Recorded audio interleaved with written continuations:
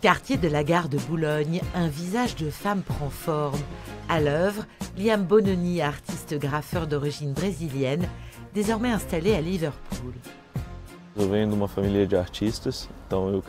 viens d'une famille d'artistes, donc j'ai grandi entouré de clowns, de musiciens et un univers très créatif dès mon plus jeune âge.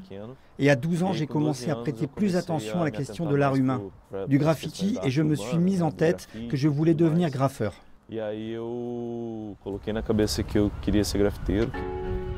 Liam a trouvé sa voie, donné à voir les traumatismes, suscité l'émotion.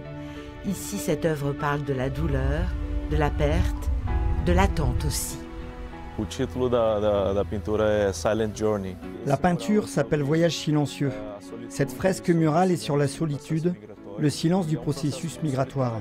C'est un processus très solitaire, très difficile parce que tu ne parles pas dans ta langue, tu dois en apprendre une nouvelle. Souvent, tu ne parles pas.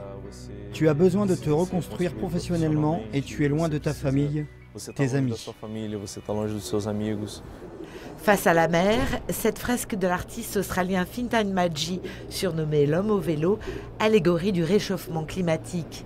Mais l'œuvre a souffert d'infiltration dans le mur. Le graffeur est revenu la peindre 7 ans plus tard, l'occasion de poser un nouveau regard sur un parcours artistique enrichi.